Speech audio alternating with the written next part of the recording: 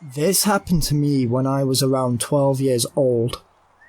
I was walking across the Moss, a patch of green land between two small towns in my area. It's around 8 square kilometres and has paths running through fenced woodland, as well as a large open space and a river. We were walking to a friend's who lived in the town across the Moss from us. It was around 8:30 PM, but it was winter, so it was pitch black, and in a day before mobile phones, we had no lighting at all. The walk usually takes around 40 minutes, and around 15 minutes in, we started to hear something. It was what I thought to be music very far in the distance. As we broke through a patch of thick trees, we could see a glow coming from some trees on the other side of a large field. As the old saying goes, curiosity killed the cat.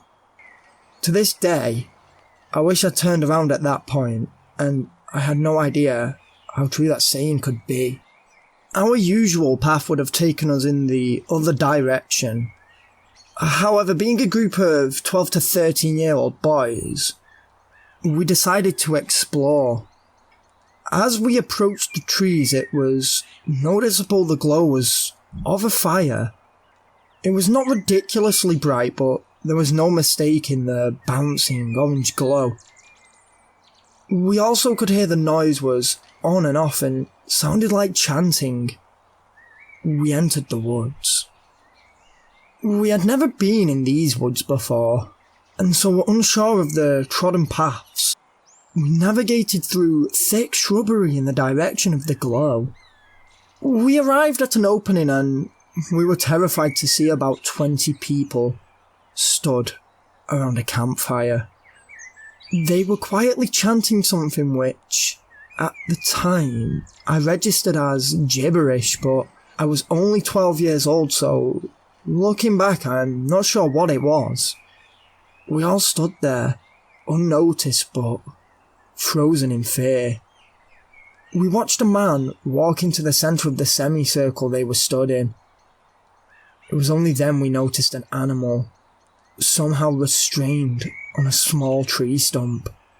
The animal was moving quite a lot, but surprisingly, not making much noise.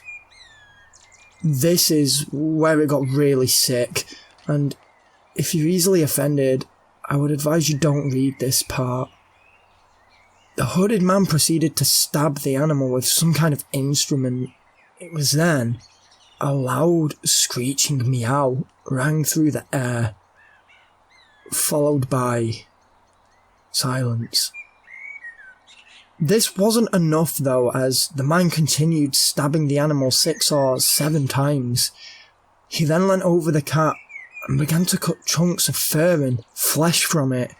I was horrified when I watched him dismember the cat's limbs and throw the torso into the crowd of others. They gathered round throwing bricks, spitting and stamping on the torso. The head was impaled repeatedly with what looked like a sharpened stick. While this was happening, me and my friends were frozen in fear, and it was only at this point my legs allowed me to turn and run away. As 12-year-old boys, we didn't even think to call the police. We went to our friends and called my dad for a lift home. We told him and he must have thought we were exaggerating or simply seeing things, as he almost laughed it off. It never really got mentioned again after that night, other than between us friends. But the memory of that night has stayed with me to this very day.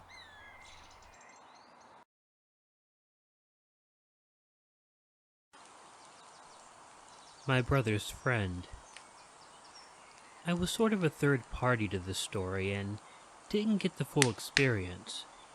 However, the parts that I was party to were frightening enough. When I was 16, I had an older brother, David, who was 18. I was very much a homebody, but David was the type who always had to be out doing something. He was very rarely home. He also had this tendency to go through groups of friends pretty quickly. every couple of months he was hanging out with someone new. I didn't really care for most of David's friends, but there was one guy that I did find pretty interesting. He wasn't at all like most of the people my brother hung out with. He mostly hung out with the rich and popular crowd. It would always be people who spent all their time cruising around in their father's car and things like that. But he began hanging out with this guy named Will that I actually did find interesting. Will was a lot like me. He was one of those pale guys who dressed all in black. I mean, not goth. He didn't wear makeup or do any of the other strange things that goth guys do. He was just kinda dark. And he really was interesting to talk to. Whenever they were at my house, and if my brother was in the bathroom taking a shower, which he did like 4 times a day, I'm not kidding, or if he was on the phone, Will would sit there and talk to me. Many times when I was in the living room watching horror films, Will would sit there and talk to me about the death scenes and such. It was fun. The first time I was a bit put off from Will was when I was sitting and talking to him one night while my brother was showering. He thought that I looked like I was depressed, and he asked me if anything was wrong. I told him no. I was just feeling pretty blah that day. I never really could get myself going. "Oh, well, I'll show you something that you can try if you're having a boring day and need some excitement," Will told me. While I was sitting there, he rolled up the sleeve of his black button-down shirt. He had all sorts of scars on his arms, and they were in all weird patterns. He then took a pocket knife out of his pocket and flipped it open. He then began cutting himself with the tip of the knife. I just cringed as he did it. He kept wiping the blood off on his shirt. He was sort of half wincing and half smiling as he did this. When he was done, he showed me the design. I couldn't even tell you what it was. His arm was covered in blood, and even then, it probably was just something he made up as he went along. I watched as Will then took some bandages out and pressed and taped them onto the wound. He looked at me and smiled when he saw the questioning look on my face. "Oh, I keep this stuff with me 'cause sometimes, I just have to cut myself." Now, you may think this would have put me off liking Will, but it really didn't. No, I didn't even begin cutting myself, and I never wanted to. But he was still interesting to me because he was so very different than the other types of guys that I knew around that time. About 5 nights later, though, around midnight, my brother drove up the driveway and came into the house. My parents on the weekend had a job putting up those direction signs that showed people where to go to see new subdivision housing, and they were gone all night doing that. So I was home alone until he got there. David looked scared, and he was holding his arm. "Where's the shotgun?" he asked me, panicked.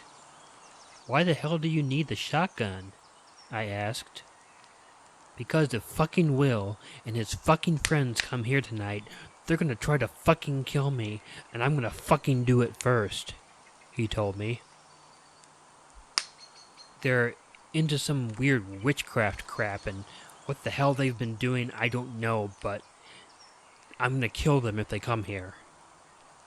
I let him know the shotgun was in my mom's room, on the closet shelf, unloaded. He ran to go get it.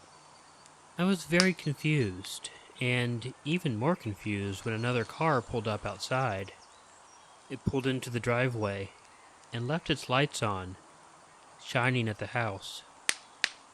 I got up, not really scared because I didn't believe all of this, and I looked out the window.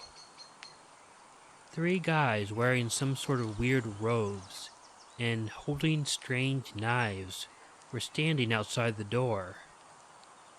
I recognized one of them as Will, and his face was bleeding from obvious fresh cuts, much like the ones he had made in his arm.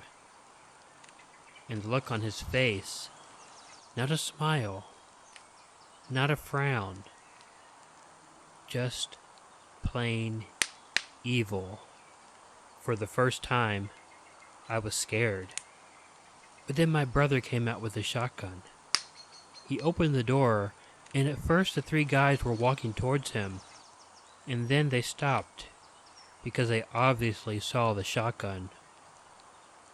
I'd had enough of all this, and I just went and called 911. While I was in the other room, I heard a gunshot go off, and shortly after, I heard the car door slam, and the car left. I hung up the phone, and walked back into the living room. My brother was laying up against the closed door, holding that shotgun for all he was worth. I asked him what the hell was going on, but all he told me was that Will and his friends were into some strange witchcraft stuff, and they had threatened to kill him that night. He refused to tell me much of anything else. That was back in 1992. I can't tell you what happened with the police because I really don't remember. But I do remember that I never saw Will again. And I'm pretty happy about that.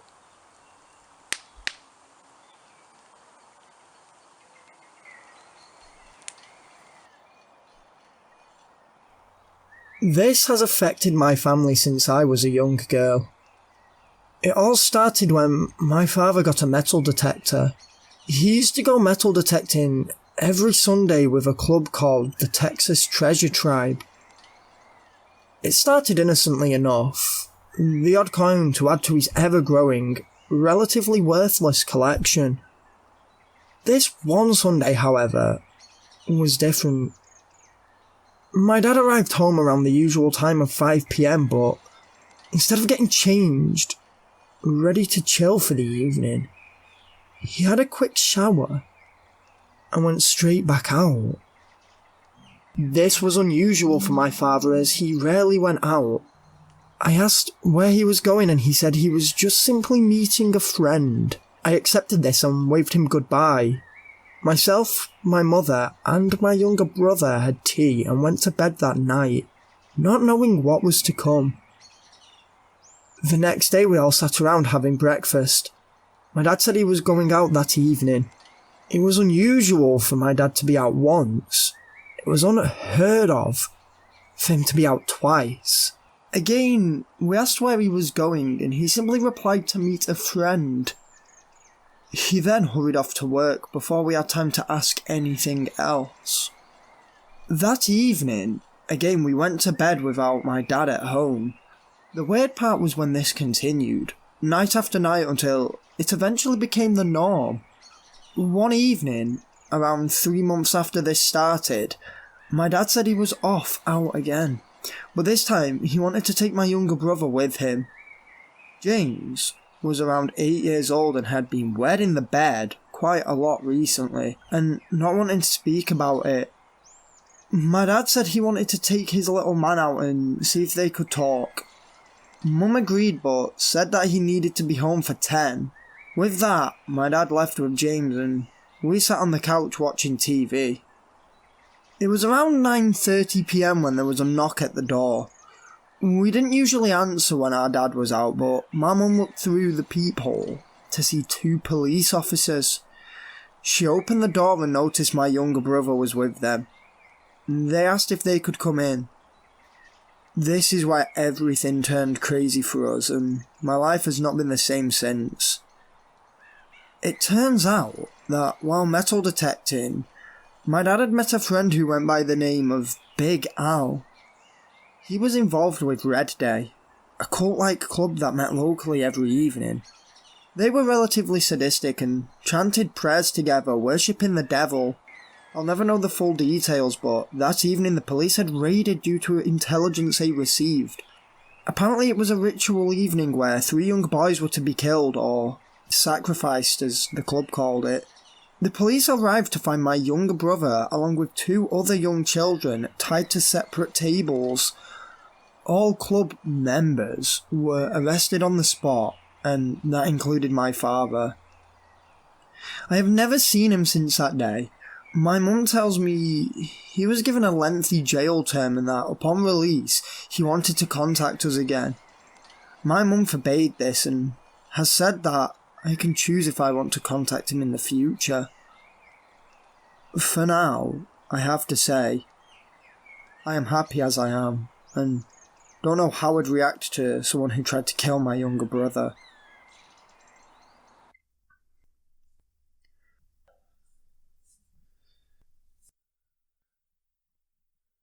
Hey guys, huge shout out to Killer Orange Cat here for doing this collaboration with me. You can go check his channel out in the description below, and also go check our video out on his channel. This video was suggested to me by Brendaman, so if you have any ideas for videos that you'd